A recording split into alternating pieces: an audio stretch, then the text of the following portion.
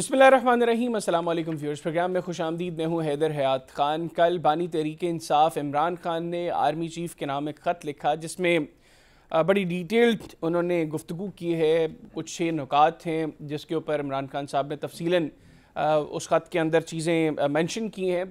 اب اس خط کے بعد حکومت کا بڑا شدید رد عمل ہے اور رانا ثناء اللہ صاحب نے کہا کہ یہ اسٹیبلشمنٹ اور جو عوام ہے اس کے درمیان خلیج پیدا کرنے کی کوشش کی گئی ہے۔ اس خط کے ذریعے ادارے اور عوام کے درمیان خلیج کو بڑھانے کی کوشش کی گئی ہے۔ وہیں پاکستان تحریک انصاف کا یہ کہنا ہے کہ اس خط سے چیزوں کو نارملائز کرنے کی کوشش کی جا رہی ہے۔ تو ایکچولی گورنمنٹ اس لیٹر کو کس طرح دیکھ رہی ہے اور کیا یہ بات سچ ہے کہ اس خط کے بعد حکومت کے لیے خطرے کی گھٹی بج گئی ہے؟ کیونکہ ایک جانب یہ خط آیا اور ساتھ ہی وزیر اعلیٰ خیبر پختونخوا علی امین گنڈاپور صاحب کا ایک انٹرویو آیا جس کے اندر انہوں نے کیٹیگورکلی اس چیز کو ایکسیپٹ کیا کہ پاکستان تحریک انصاف کے اسٹیبلشمنٹ کے ساتھ روابط جاری ہیں، اور انہوں نے بتایا کہ 2 سٹیجز پر معاملات تو کافی قریب آ گئے تھے۔ ایک مرتبہ انہوں نے کہا 99% معاملات جو ہیں یہ سیٹل ہو گئے تھے اور یہ بات وہ پوسٹ 26 نومبر کر رہے ہیں، اور انہوں نے یہ بھی کہا کہ آئندہ چند روز میں دوبارہ اس کے اوپر بھی معاملات آگے بڑھنے کی امید ہے ان کو۔ تو گورنمنٹ ان ساری چیزوں کو کیسے دیکھ رہی ہے؟ پھر 8 فروری کو پاکستان تحریک انصاف یوم سیاہ منا رہی ہے، ثوابی میں جلسہ ہے، لاہور میں جلسے کی وہ اجازت مانگ رہے ہیں، اور مذاکرات کا جو دور ہے وہ ختم ہو چکا ہے۔ تحریک انصاف اپوزیشن کی دیگر پولیٹیکل پارٹیز کو بھی ساتھ انگیج کرنے کی کوشش کر رہی ہے۔ تو گورنمنٹ کی کیا نظر ہے ان سارے معاملات پر؟ اس کے اوپر پروگرام کے پہلے سے میں گفتگو کریں گے، اور اس کے لیے مجھے ویڈیو لنک پہ جوائن کیا ہے نوشین افتخار صاحبہ نے، رکن قومی اسمبلی کی، پاکستان مسلم لیگ نواز سے ان کا تعلق ہے۔ نوشین صاحبہ بہت شکریہ آپ کے وقت کا۔ سب سے پہلے یہ بتائیے گا، یہ جو خط لکھا ہے عمران خان صاحب نے army chief general Syed Asim Munir صاحب کو، کیسے دیکھ رہے ہیں آپ اس خط کو؟ میرے نزدیک تو دیکھیں جی، اس کی کوئی وقت نہیں ہے، اس کی کوئی اہمیت نہیں ہے، کیونکہ وہ پہلے تو وہ بانی ہے، وہ پارٹی کے اب چیئرمین نہیں ہے، تو وہ کس حیثیت سے خط لکھ سکتے ہیں یہ تو وہی بتا سکتے ہیں۔ انہوں نے اور کہا ہے دوسری کہ میں بات یہ، سابق وزیر اعظم کی حیثیت سے یہ خط لکھ رہا ہوں۔ چلیں یہ جو ہو چکا ہے، لیکن اب ساتھ ایک مجرم بھی ہیں اور ایک سزا وہ کاٹ رہے ہیں، اور اس کیس کو بھی جو ہے وہ اوپن اینڈ شٹ کیس تھا اور اس کے لیے وہ سزا بھی کاٹ رہے ہیں، کنوکٹڈ ہیں۔ تو اب دیکھیں اگر وہ خط لکھ رہے ہیں، لیکن اس خط کا کیا وجود ہے؟ جو وہ باتیں کر رہے ہیں یہ وہی باتیں ہیں جن کی وجہ سے اتنا اس ملک میں انتشار پھیلا۔ اس کو روکنے کے اقتدام جو ہم نے اقدام لیے اور سب نے مل کے، گورنمنٹ نے اور اداروں نے کوشش کی کہ ملک کو نقصان نہ پہنچایا جائے۔ اینٹی اسٹیٹ انہوں نے ایک عوام کو لا کے اداروں کے خلاف کھڑا کر دیا، اور اب بھی یہ یہی چاہتے ہیں کہ لوگوں کے دل میں یہ ڈالنا چاہ رہے ہیں کہ یہ معصوم ہیں اور گورنمنٹ نے ہی ہمیشہ جو ہے اس طرح کی کارروائیاں کی ہیں، تو یہ دودھ کے دھلے میں ہیں، ایسی کوئی بات نہیں ہے۔ اب یہ لیٹر لکھ کے واقعی اگر عوام کو دوبارہ جو ہے اداروں سے لڑانا چاہتے ہیں تو اس میں گورنمنٹ نہیں، اپنا رول ضرور یہ پلے تو کرے۔ آپ کا پوائنٹ آف ویو ہے نا کہ وہ اداروں سے لڑانا چاہتے ہیں عوام کو۔ فیصل چودھری صاحب تو یہ کہہ رہے ہیں کہ ہم لوگ چاہتے ہیں کہ چیزیں نارملائز ہوں، اور یہ خط جو انہوں نے لکھا ہے آرمی چیف کو، یہ بیسیکلی اسی کی ایک کڑی ہے کہ چیزوں کو اب نارملائز کیا جائے۔ یعنی ادراک تو کہیں نہ کہیں ان کو ہے کہ ان کے اور ادارے کے درمیان جو خلیج ہے، اب تو وہ چاہتے ہیں کہ اس کو نارملائز کیا جائے۔ کہ جی یہ ایک انتہائی ایک پی ٹی آئی جو نا یہ غیر سیاسی اور غیر جمہوری جماعت ہے۔ بہترین حل یہی تھا کہ یہ باقی جماعتوں کے ساتھ بیٹھ کے ڈائیلاگ کے ذریعے کوئی جو ہے نا وہ ایسا رستہ نکالتے جو کہ پاکستان کی جو ہے ترقی اور استحکام کے لیے ہوتا ہے۔ لیکن یہ جب خود اتنے بڑے انتشاری ہیں اور یہ ملک کو نقصان پہنچانے کی ہی بات کرتے ہیں اور اس کے علاوہ انہوں نے کبھی کچھ کیا نہیں، تو ہم یہ کیسے سمجھ لیں؟ ہم اس پہ کس طرح یقین کر لیں کہ اب یہ اداروں کے ساتھ یہ جو اب ان کا رویہ ہے، کیا وہ صرف عمران خان کو جو ہے وہ سزا اس کی معاف کرانا ہے یا اس کے لیے کوئی آسانیاں پیدا کرنا ہے؟ ملک کے لیے انہوں نے کیا کام کیا؟ جب یہ ملک کے لیے کچھ پازیٹیو چھوڑ کے گئے، نہیں کرنا نہیں چاہتے۔ اب آپ 26 نومبر کا جو واقعہ دیکھ لیں، اس میں جو انہوں نے حرکتیں کی ہیں، اور اب یہ جو کہہ رہے ہیں کہ جی ہم دھرنا دیں گے، ہمیں دھرنوں کی اجازت دیں۔ کوئی ایک ایسا دھرنا ہے جس میں فساد نہیں تھا، جس میں جانیں نہیں گئیں، جس میں لوگوں کو نہیں بھڑکایا گیا، جس میں لوگوں کو اینٹی اسٹیٹ لا کے نہیں کھڑا کیا گیا؟ تو ان کی باتیں جو ہے نا یہ ساری جو ہیں ہم تو اب نہیں مانتے، کیونکہ سب نے کوشش کی ہے کہ اس ملک کے استحکام کے لیے، خوشحالی کے لیے ہم ان سے بیٹھ کے بات کریں، لیکن ان کا جو ہے وہ ایک ہی رویہ ہے کہ یہاں تو یہ بلیک میل کر کے ہمیں جو ہے وہ منا لیں، یا یہ چاہتے ہیں کہ ہم دھمکیاں دے کے اور ڈنڈا اور وہ لے کے بندوقیں لے کے جو سڑکوں پہ نکل کے جو ہے گورنمنٹ کو بلیک میل کریں گے، تو وہ تو نہیں ہونا، اچھا نوشین وہ تو صاحب، بالکل نہیں۔ یہ بتائیے گا کہ کیا حکومتی صفوں میں کوئی ہلچل ہے اس خط کے بعد؟ کیونکہ ایک جانب تو یہ خط آ رہا ہے عمران خان صاحب کا، اور دوسری جانب علی امین گنڈاپور صاحب کا ایک انٹرویو ہے جس میں کیٹیگوریکلی وہ یہ کہہ رہے ہیں کہ ان کے اور اسٹیبلشمنٹ کے درمیان روابط جاری ہیں، ماضی میں بھی رہے ہیں اور ابھی بھی آئندہ چند روز میں انہوں نے تو خیر 1-2 روز کہا کہ پھر اس کے اوپر کوئی پیش رفت ہوگی؟ لیکن جی کہانی کوئی بھی آپ بنا لیں، چورن آپ نے کوئی بھی بیچنا ہے آپ بیچ سکتے ہیں، آپ کوئی بھی ایسی بات کر لیں، من گڑھ کہانیاں تو آپ بنا سکتے ہیں نا. لیکن بات یہ کہ جو 26 نومبر اور 9 مئی کے جو واقعات ہیں وہ پاکستان کا سیاہ دن تو وہ ہیں.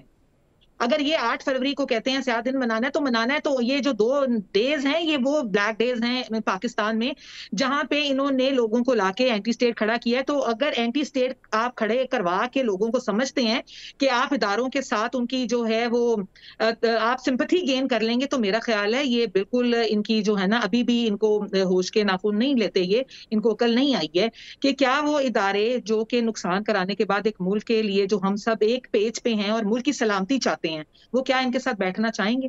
تو یہ تو میرا خیال ہے ناممکن سی بات ہے کہ یہ کہتے ہیں اور اسے شور مچاتے ہیں کہ ہماری اداروں کے ساتھ جو ہے وہ مذاکرات چل رہے ہیں. مذاکرات جو ہیں وہ سیاسی پارٹیوں کے درمیان ہونے چاہیے. جمہوریت اسی طرح اسٹرینتھن ہوتی ہے. یہ جو بیک ڈورز ڈھونڈتے ہیں اور چھوٹے دروازے ڈھونڈتے ہیں، وہ دروازے ان کے لیے آلریڈی بند ہو گئے ہیں، تو اس میں ایسی کوئی سچائی نہیں. لیکن جب پولیٹیکل پارٹیز آپس میں بیٹھیں اور ایک پولیٹیکل پارٹی انفیکٹ جو گورنمنٹ میں ہو اس کے طرف سے یہ امپریشن جائے کہ ہمارے تو بس میں کچھ نہیں ہے، وہ ملاقات کمٹ کریں، ملاقات نہ کروا سکیں، ادھر سے کوئی مطالبات آئیں تو ڈائریکٹلی اگلی سیٹنگ سے پہلے ہی ان کے جواب پریس کانفرنسز میں دے دی جائیں، تو رویہ تو پھر حکومت کی جانب سے بھی کوئی اس طرح مناسب نہیں ہے. گو کہ ہم اس چیز کے اوپر تحریک انصاف کو کرٹیسائز کرتے ہیں کہ 31 جنوری کی ان کی ڈیڈ لائن تھی، ان کو کم از کم اپنی ڈیڈ لائن تک انتظار کرنا چاہیے تھا. لیکن اگر ہم اس پورے فیز کے اندر گورنمنٹ کا رویہ دیکھیں تو وہ بھی کوئی اتنا بہتر رویہ نہیں تھا جس کے بارے میں ہم یہ کہیں کہ چلیں گورنمنٹ کی طرف سے ایک سنسیئر ایفرٹ تھی.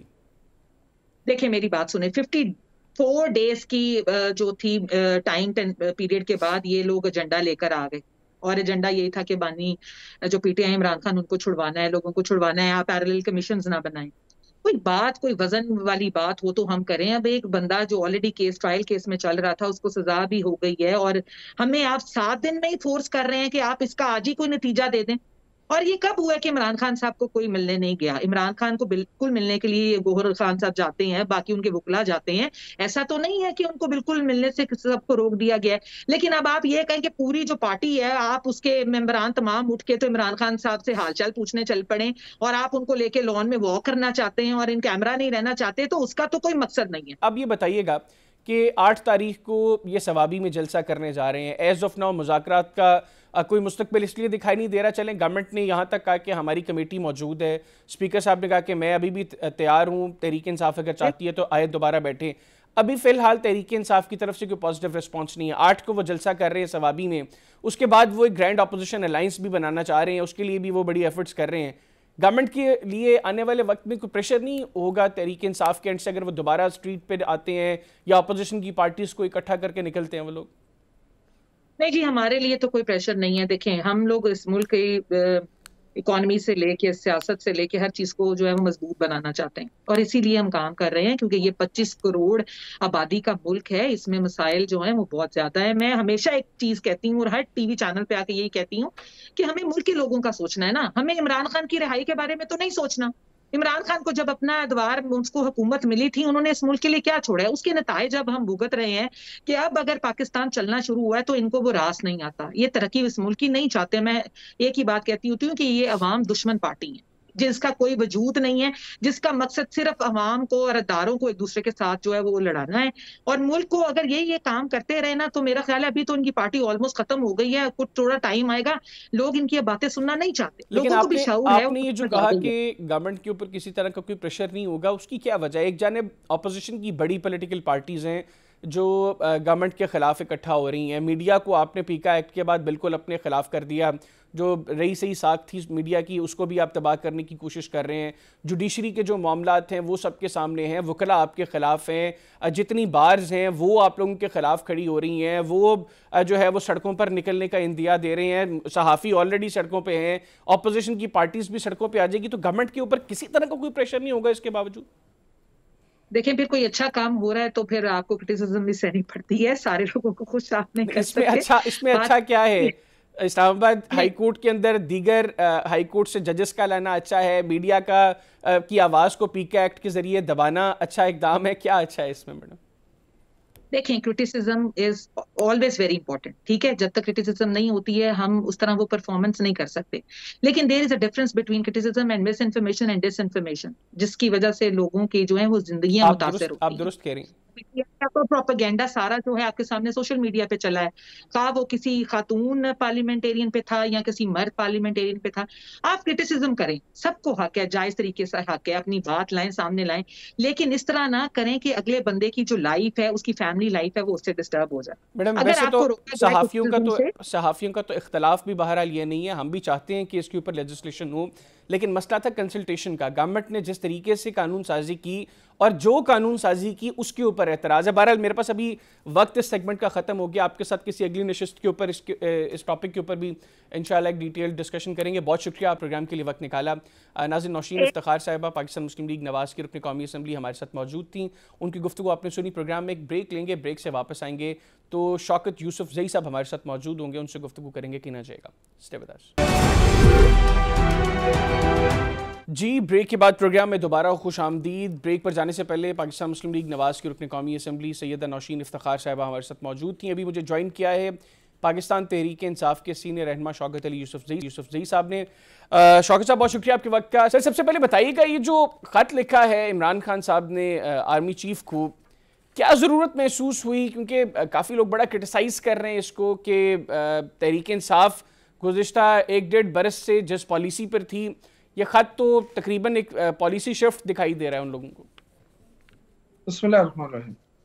میرے خیال سے عمران خان نے یہ جو خط لکھا ہے نا، ایز اے اسٹیٹس مین لکھا ہے، اور پاکستان کا دکھ درد رکھنے والا وہ پولیٹیشین جس پہ اتنے مظالم ہوئے، اتنا ظلم ہوا، اس کے ساتھ زیادتیاں ہوئی، اس کے باوجود انہوں نے ملک کے لیے سوچا ہے اور ملک کے حوالے سے بات کی، اور ایک اچھے پولیٹیشین کا میرے خیال سے یہی روش ہونی چاہیے کہ اپنی جو پارٹی کی پالیسی ہے وہ ایک طرف، اور جیل میں ہونے کے باوجود، سختیاں برداشت کرنے کے باوجود وہ ملک کے حوالے سے سوچ رہے ہیں، تو میرے خیال سے اچھی بات ہے۔ کرٹیسزم تو ظاہر ہے پی ایم ایل این اور پیپلز پارٹی والے کر رہے ہوں گے، وہ اس لیے کر رہے ہیں کہ ان کو تو یہی ہر وقت خطرہ لگا رہتا ہے، کیونکہ وہ کھڑے ہیں بیساکھیوں کے اوپر، یہ گورنمنٹ، اور جب بیساکھیوں کے اوپر کھڑی ہوتی ہے نا تو ہر وقت خوف رہتا ہے، ڈر رہتا ہے۔ عوام تو ان کے ساتھ ہے نہیں، نہ ان کے ساتھ مطلوبہ سیٹیں موجود ہیں، وہ مانگی تانگی سیٹوں پہ حکومت بنا کے بیٹھے ہیں، اور ان کو یہ خطرہ لگا رہتا ہے کہ کہیں یہ نہ ہو کہ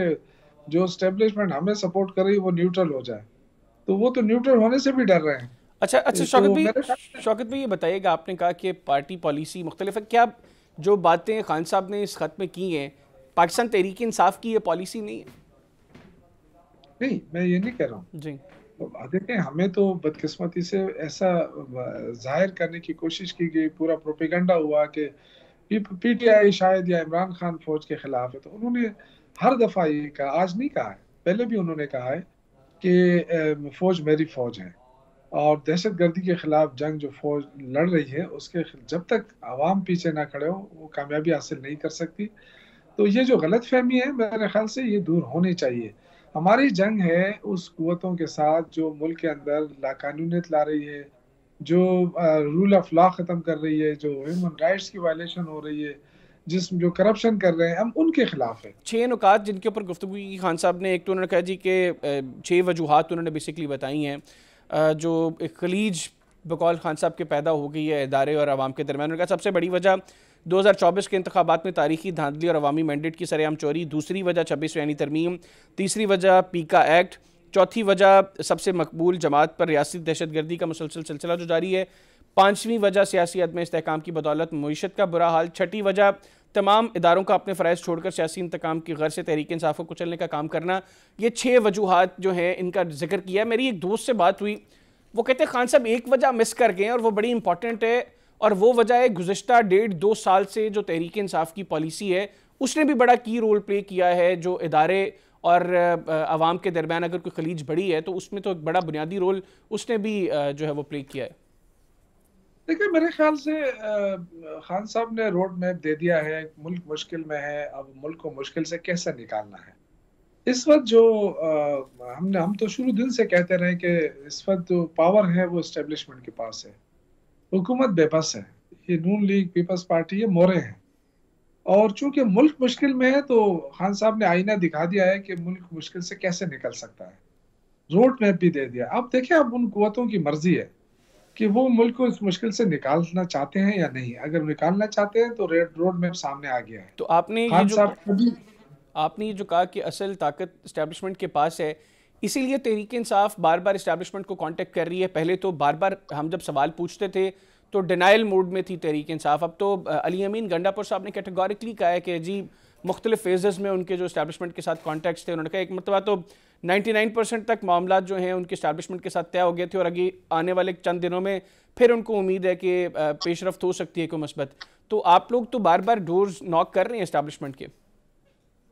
نہیں ہم دیکھیں، ہم اسٹیبلشمنٹ سے یہ تو نہیں مانگ رہے نا کہ ان کو ہٹا کے ہمیں لے آؤ.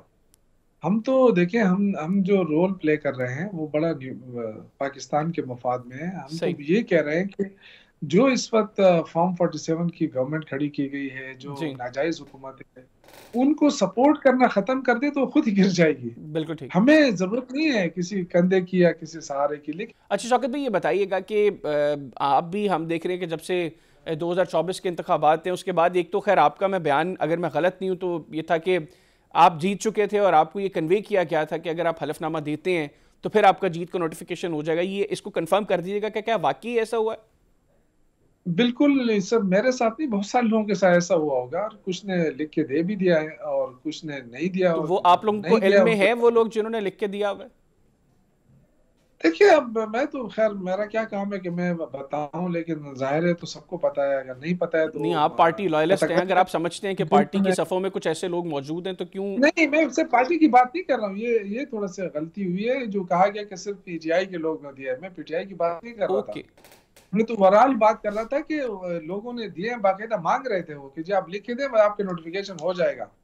تو میں نے بالکل انکار کیا. میں نے کہا میں کسی صورت لکھ کے نہیں دوں گا، کیونکہ مجھے ووٹ عوام نے دیا ہے، تحریک انصاف کے ورکروں نے دیا ہے، تو میں کیسے یہ کر سکتا ہوں. ٹھیک ہو گیا. میں نے انکار کیا. میری جیت 5:30 بجے رات کو صبح چینج کر دی گئی. انہوں نے کہا ٹھیک ہے آپ نہیں دیتے تو نہ دیں.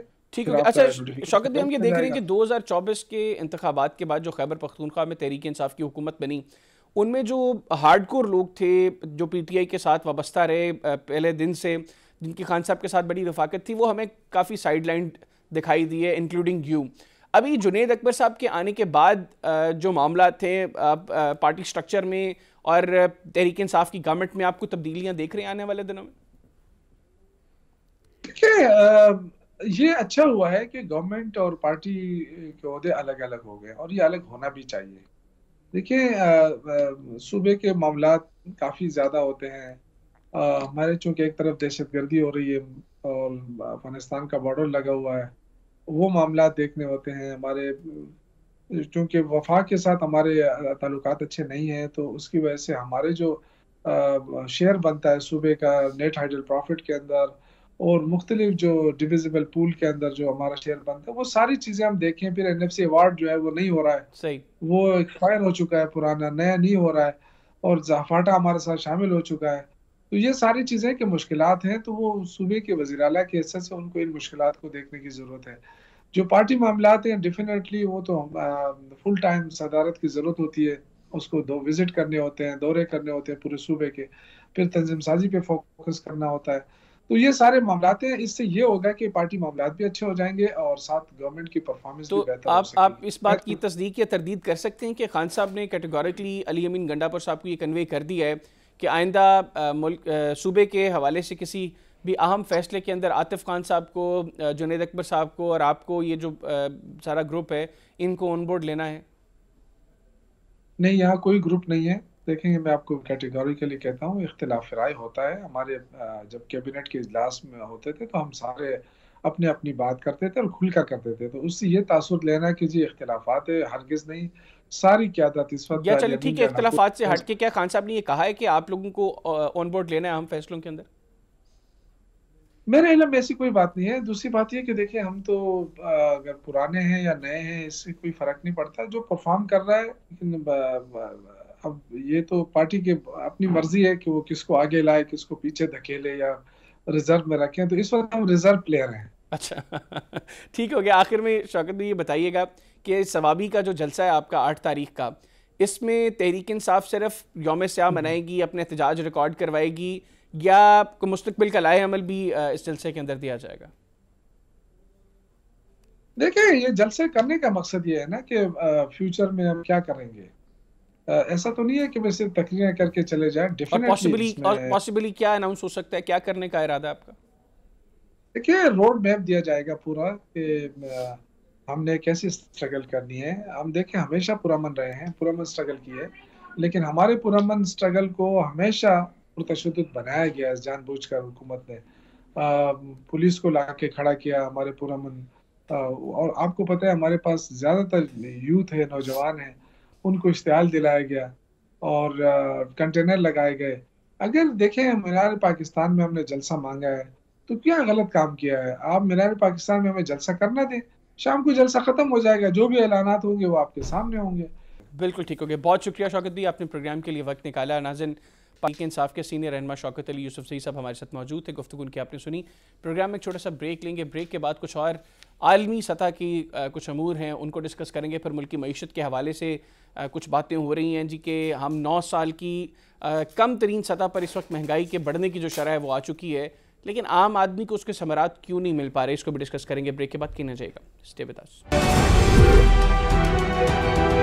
جی بریک کے بعد پروگرام میں دوبارہ خوش آمدید. امریکہ میں وائٹ ہاؤس کے مقیم کی تبدیلی کے بعد یہ ایکسپیکٹ کیا جا رہا تھا کہ ڈونلڈ ٹرمپ اس مرتبہ اپنی صدارت کا دور کافی جارحانہ انداز میں گزاریں گے، اور گزشتہ 14-15 دنوں میں جو کچھ امریکہ میں ہوا ہے اس پر نظر دوڑائیں تو لگتا بھی یہی ہے کہ ڈونلڈ ٹرمپ نے شاید ارادہ کیا ہوا ہے کہ اس مرتبہ کی جو پریزیڈنسی کا ٹینیور ہے وہ بڑے جارحانہ انداز میں وہ گزاریں گے. پہلے تو انہوں نے آغاز میں پہلے دن جتنے ایگزیکٹو آرڈرز سائن کیے، امریکہ کی تاریخ میں کسی صدر نے پہلے روز اتنے ایگزیکٹو آرڈرز سائن نہیں کیے تھے. پھر کینیڈا کو لے کر جو وہ بیانات دیتے رہے. ابھی پھر انہوں نے کینیڈا کو امریکہ کی 51ویں ریاست بنانے کی خواہش کا اظہار کیا ہے. حال ہی میں انہوں نے کینیڈا اور میکسیکو سمیت چائنا پر ٹیرف جو ہے وہ لگایا، جس کے بعد کینیڈا اور میکسیکو کے ساتھ تو ان کے معاملات کو تھوڑے سے سیٹل ہوئے اور اس کو انہوں نے 30 دن تک مؤخر کر دیا، لیکن چین کے ساتھ ایز آف ناؤ ان کے معاملات سیٹل نہیں ہوئے. اور چین کے اوپر جو انہوں نے 10% ٹیرف لگایا، چین نے بھی جواباً امریکہ پر 10 سے 15% مختلف مصنوعات پر ٹیرف عائد کر دیا ہے. یہ بھی ایکسپیکٹ کیا جا رہا تھا کہ ڈونلڈ ٹرمپ کا یہ جو دور ہے یہ امریکہ اور چین کے تعلقات کے حوالے سے بڑا ٹینس دور رہے گا، لیکن اس کا اثر پاکستان پر کیا پڑے گا. پروگرام کے حصے میں اس پر گفتگو کریں گے، اور اس کے لیے مجھے ویڈیو لنک پہ جوائن کیا ہے خورشید محمود قصوری صاحب نے، سابق وزیر خارجہ ہیں. Sir thank you very much for your time. Sir سب سے پہلے تو یہ بتائیے گا کہ ڈونلڈ ٹرمپ نے آتے ہی جو 14-15 دنوں میں جو کچھ امریکہ میں کیا ہے، جتنا اگریسو موڈ ہے ان کا، آپ اگلے 4 سال امریکہ کے کیسے دیکھ رہے ہیں؟ اور بالخصوص ٹرمپ جو چاہ رہے ہیں وہ باتیں کر رہے ہیں، وہ چائنا کو لے کر پیناما کینال کے اوپر بات کر رہے ہیں کہ ہم وہ چائنا سے لیں گے ورنہ ہم مزید ٹیرف بڑھا دیں گے. ایون انہوں نے کہا کہ ہم نے یوکرین کو بھی کنوے کر دیا ہے کہ آپ کی زمینیں بڑی قیمتی ہیں، ہم وہ آپ سے زمینیں لیں گے. میکسیکو ہو، کینیڈا ہو، ٹرمپ کا جو دل کر رہا ہے وہ کام کر رہے ہیں اور وہ بات کر رہے ہیں. دیکھیے ایک تو یہ ہے کہ واقعی وہ مختلف اور غیر روایتی سیاستدان ہے، بلکہ اگر آپ یہ کہیں کہ کوئی ایکسٹراڈنریلی بلنٹ ہے، لیکن یہ ہو سکتا ہے نیگوشیٹنگ ٹیکٹک بھی ہو. ان کی جو کتاب ہے دی آرٹ دی ڈیل، وہ بھی یہی ہے. ایک تو یہ پریشر بہت ڈالنا چاہتے ہیں. ان کو ایڈوانٹیج یہ ہے کہ پریشر ان کا جو ہے اس لیے زیادہ فیل ہوتا ہے کہ وہ یونائٹڈ اسٹیٹس کے پریزیڈنٹ ہیں کہ دنیا کی واحد سب سے بڑی سپر پاور ہے. حالانکہ چائنا ایک ایمرجنگ سپر پاور ہے، لیکن ان کو ڈاؤٹ ہی نہیں کہ ملیٹریلی اس وقت دنیا کی نمبر 1 پاور جو ہے وہ یونائٹڈ اسٹیٹس ہے، امریکہ ہے. لیکن دنیا بھی بدل گئی ہے. یہ اب وہ زمانہ نہیں رہا. ایک زمانے میں کتابیں لکھی جا رہی تھیں اینڈ آف ہسٹری، جب سوویت یونین کلیپس ہوا ہے کہ جی وہ بس اب امریکہ کا پیکس امریکانہ ہوگا اور جو کیپٹلزم ہے اس کی وکٹری ہو گئی ہے اور فری ٹریڈ کا راج ہوگا. ایسی کہانی ہوتی نہیں اور نہ ہوگی. اس کی ایک وجہ یہ ہے کہ اب ملٹی پولر ورلڈ ہو گئی ہے.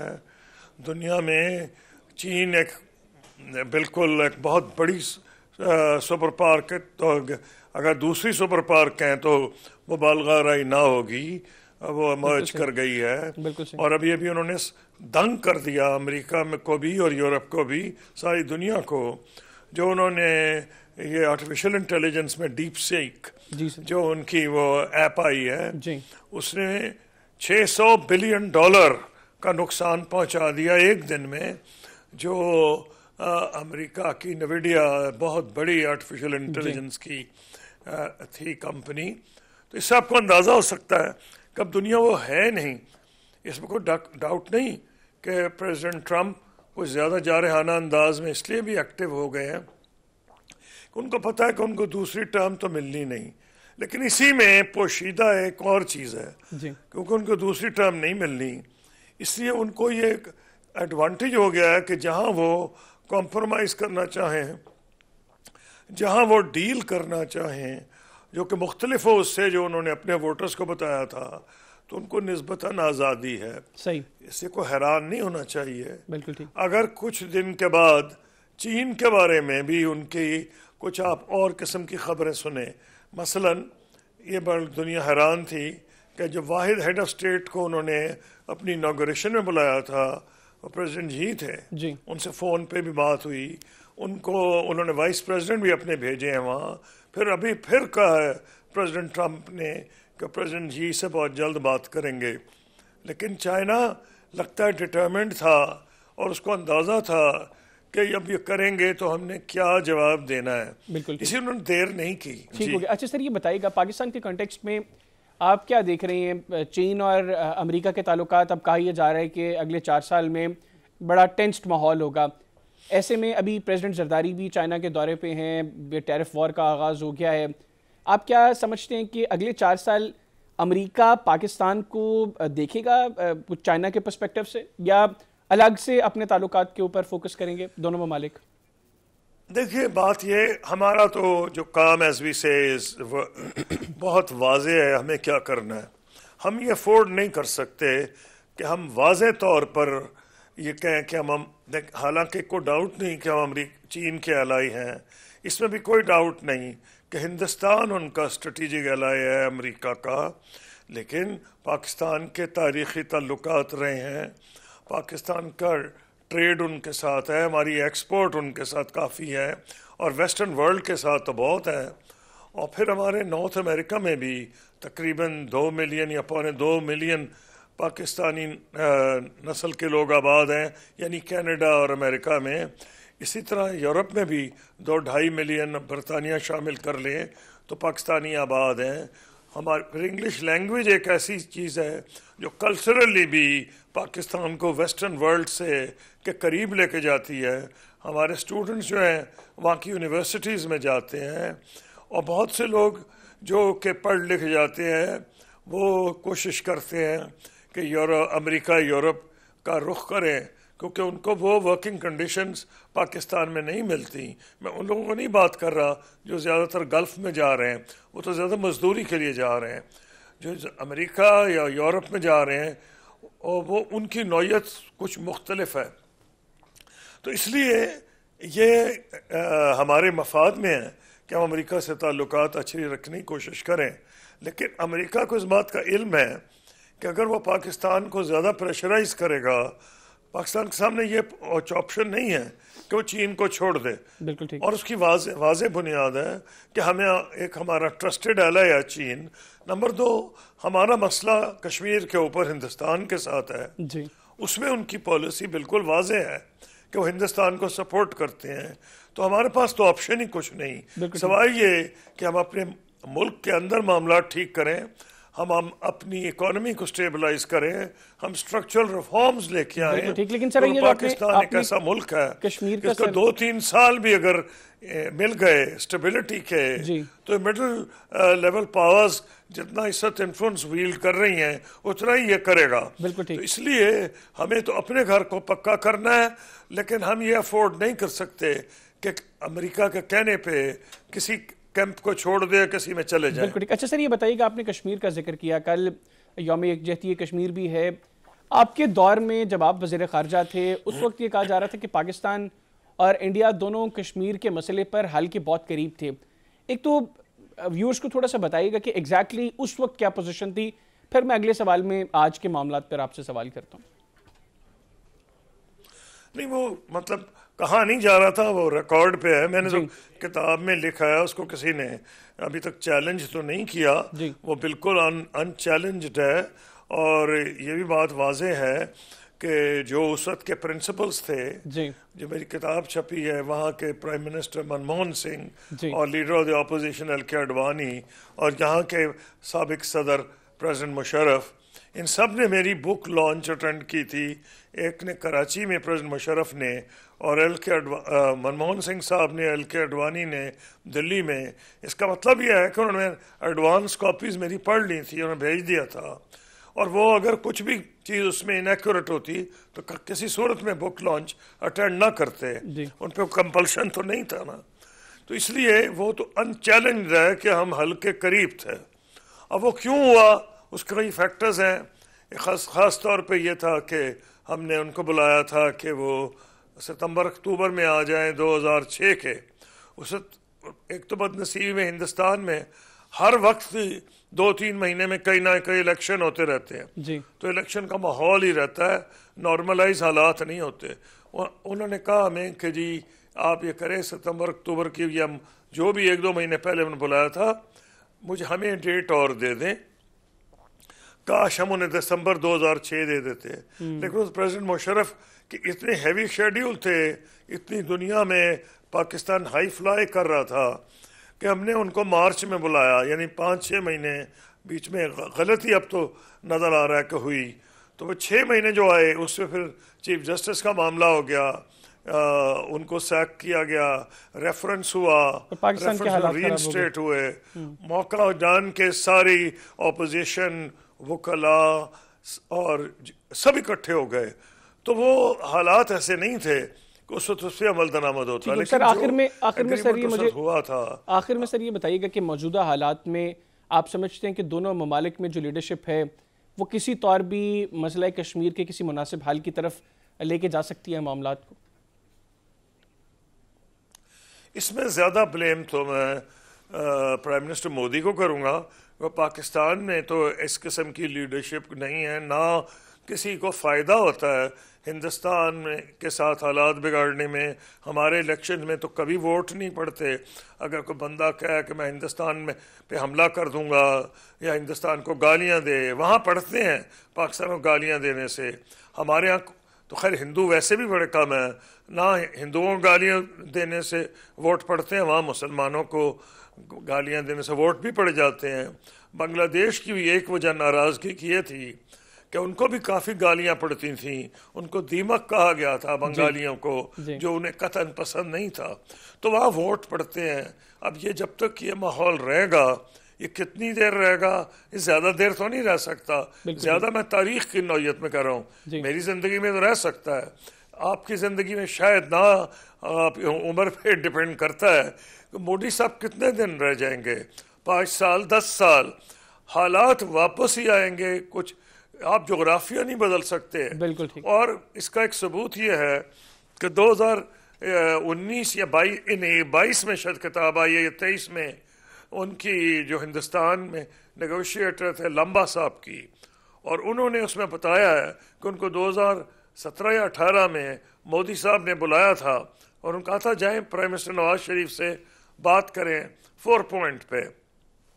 تو وہ تو اس وقت بھی ابھی بھی آج کل بیک چینل نہیں, جو ٹریک 2 کی میٹنگز ہو رہی ہیں میرے علم میں ہے, میں بھی ایک کا حصہ ہوں, جہاں سابق جرنیل, سابق منسٹرز, سابق جو ڈپلومیٹس ہیں ملتے ہیں, وہ بھی 4 پوائنٹس پہ ہی بات کر رہے ہیں کشمیر کے حل کے لیے.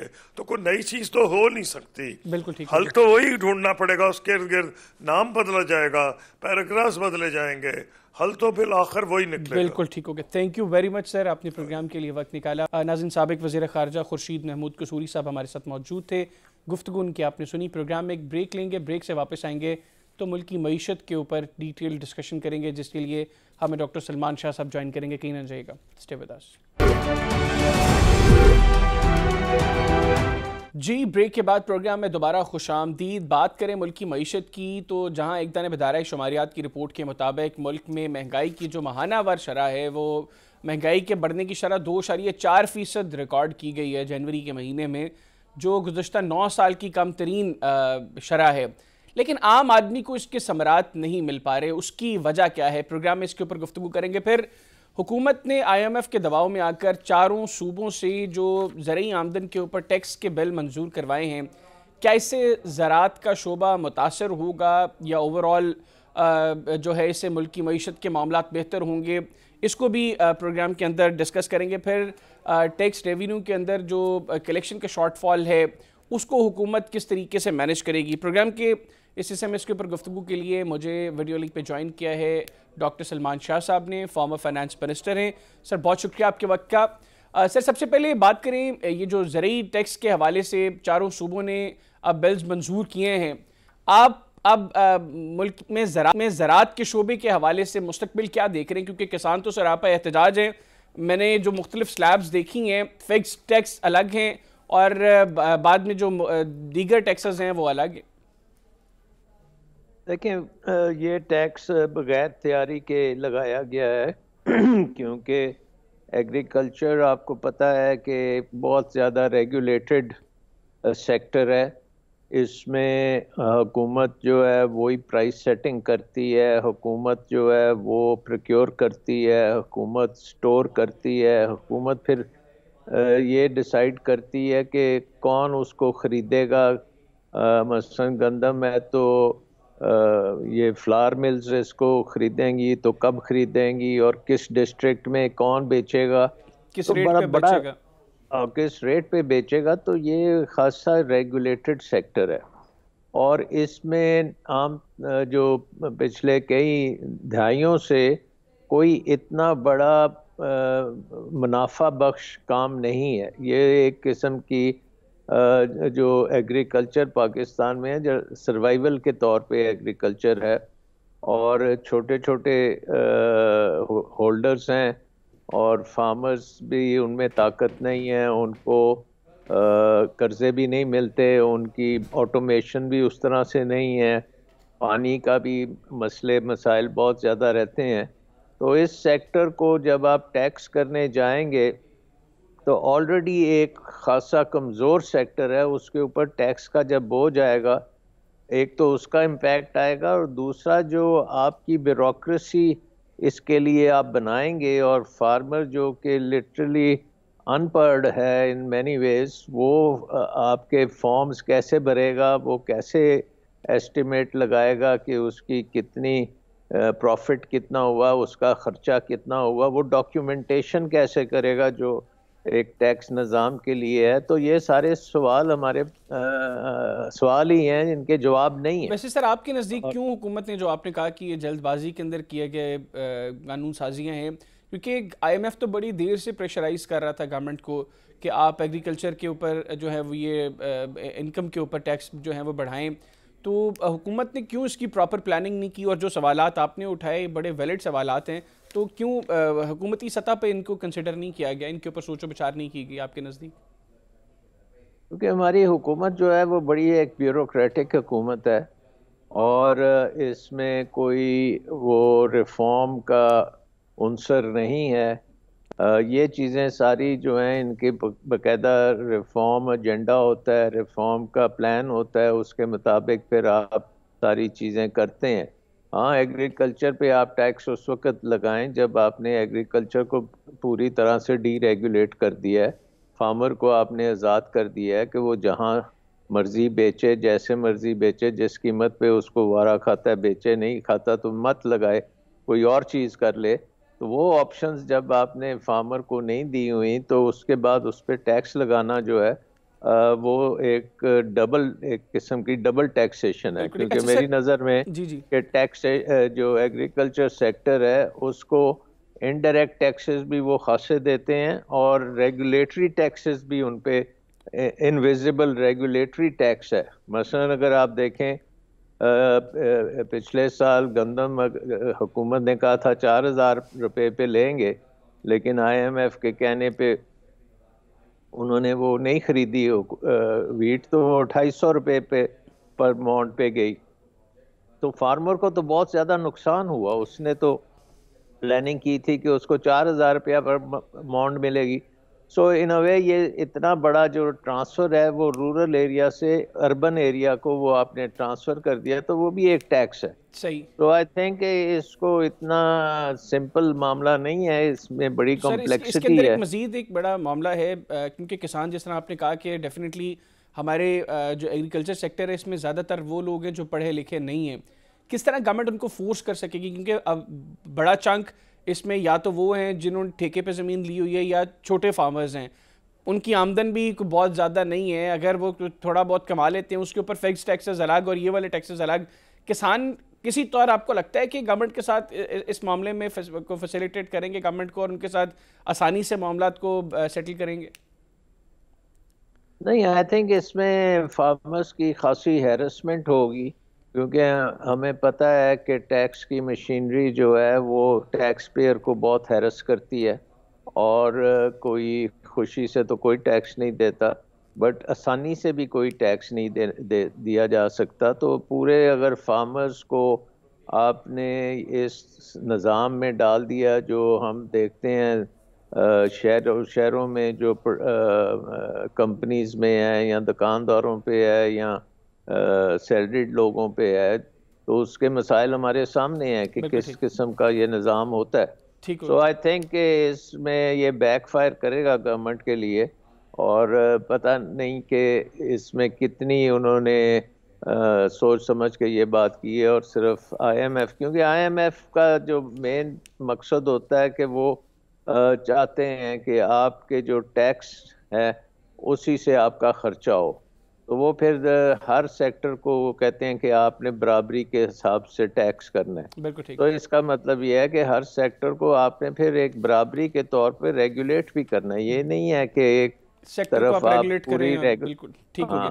اچھا سر، یہ بتائیے گا، یہ جو ابھی ادارے شماریات کی رپورٹ ہے جس کے مطابق اب ملک میں جنوری کے اندر 2.4% انہوں نے کہا جی کہ مہنگائی کی شرح میں اضافہ ہوا، اور یہ 2015 کے بعد اب یہ 2025 کے اندر جو ہے وہ اتنی کم شرح ہے جس میں اضافہ ہوا ہے مہنگائی کا. آپ سمجھتے ہیں کہ یہ گورنمنٹ کی اچھی پالیسیز کا نتیجہ ہے یا کیا معاملہ ہے؟